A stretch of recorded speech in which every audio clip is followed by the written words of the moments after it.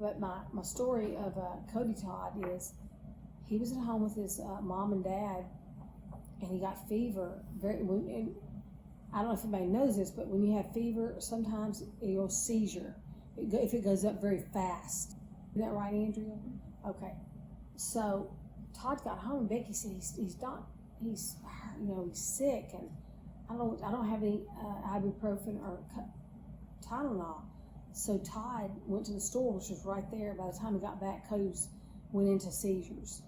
So Todd grabbed his baby boy and Becky, and they took off, and he was flip-flopping in seizures all the way to the hospital.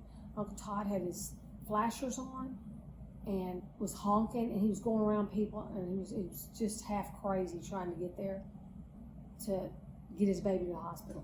He said he ran in and he handed his baby to a nurse and said, "My baby's dying, please help him," because by then his throat had closed shut.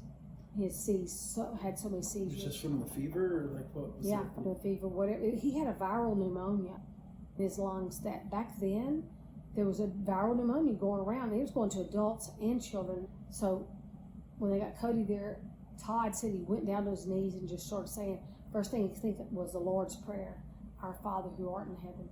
He said it over and over again. He was just praying. He could see them in there, and they had to shock the baby back.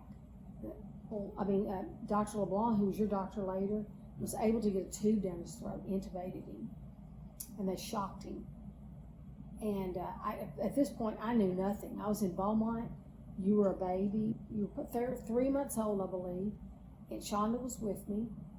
And all of a sudden, I get a phone call from Todd. They're taking Cody by ambulance to Beaumont. And there's a doctor there that works on babies like that. And so he calls me, and I'm doing aerobics, me and Shonda, at night.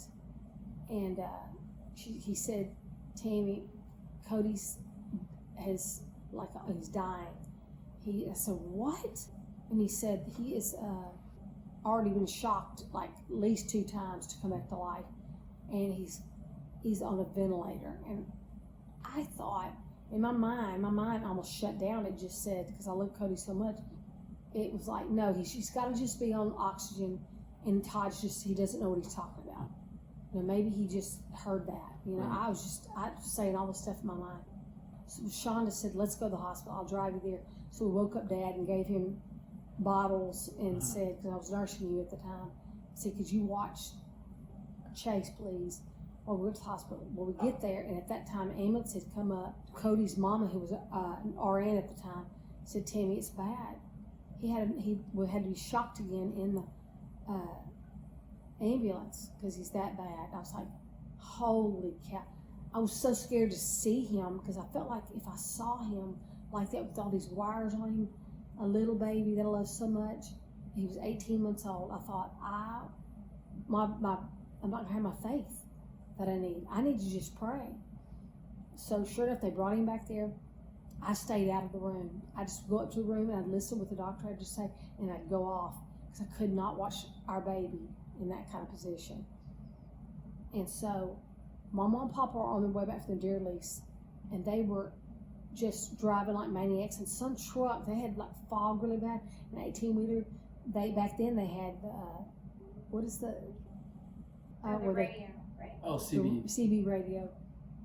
And my dad or my mom talked on it and just said, "Could somebody please help us get through this week? Our grandbaby is dying at the hospital."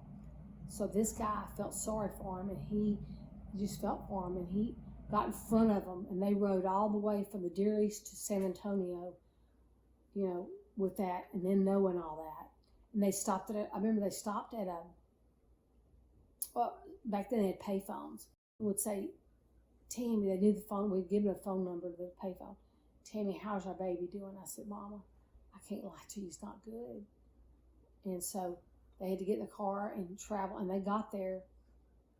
Oh my God, I was sitting there, and before they came, the Lord told me something, and I've never had the Lord talk to me, but I had him talk to my heart like you wouldn't believe. I was in the bathroom, and I can remember leaning on the thing, just wanting to throw up. I was so sick about everything. And God said, "Cody's not going to die. He is going to bring your family and many more to me. So you get up right now and you be strong. And you go help your family. And my daddy had just gone through heart palpitations and had angina. And so I knew my daddy was not in good shape. And I was scared. So I thought he was not in good shape. It ended up not being angina, but we didn't know at the time because everything happened so fast. So they come out of the elevator and I can see them. I'm sitting where I can see them. It's Aunt Teresa and Dad and my mom, Mama Tudor. And so I said, wait a minute, Daddy. And he couldn't even stop. He just took off and he went down to the baby ICU. Neonatal ICU. No, it was a pediatric ICU. And Mama was like, she had the flu. We didn't know how bad she was. She had the flu. Teresa sat with her and she said, Timmy, I can't even get up and walk. It was so bad. They were trying to get her in there. She said, I said, Mom, I'll go check on Daddy right now. I went down there and Papa had gone straight into the room. And when he did, this was such a God thing. He went into the room and he said, and Papa at that time didn't pray very much. He didn't go to church. He didn't pray. Not that church is everything, but he didn't. And so he went up there and laid hands on Cody and said, oh, God, please don't take my baby. Please, Lord, I'll worship you. I'll do anything. All of a sudden, the baby coughed up the tube. He just sort of coughed up the tube, and they had to go ahead and take it because it had a balloon in it to keep it in there. So the doctor, and he was even going to stay there that night. That baby was that bad. He was going to stay in the room next to him where there was a window that he could look in on him. And he came running in there and he said, wait, don't intubate him. We thought that he wasn't going to breathe again. So he said, don't re-intubate him. And after that happened to me, I knew that Cody was going to be okay. So I had to tell everybody. I was just going, Cody's going to be okay. The Lord spoke to me. What percentage did they give her? What did they tell That's what they gave him, like a 10% living through the night. 10% chance of living through the night. Yeah, there's no reason Cody should be here. And to know that the Lord said that he was going to do something. And now he is a preacher. He has been a missionary. He is a preacher. When that happened, it wasn't 2 days later that baby was all over my dad said, Papa, Mama, Mama, Daddy. Just everything, and lived through all that. No brain damage after being shocked at least 3 times back to life.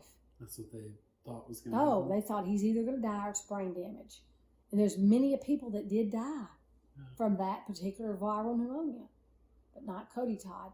And Cody, later on in life, he would ask me, Tim, will you read the Bible with me? And I'd say, Lord, you're doing this, aren't you? This is what you're doing. I need to listen. And little by little, Cody started telling me, and then he was about 13 or something. He goes, Hey, Tammy, I know what I want to do. I want to be a preacher. And I was like, holy cow, Lord Jesus. And then I told Cody the whole story.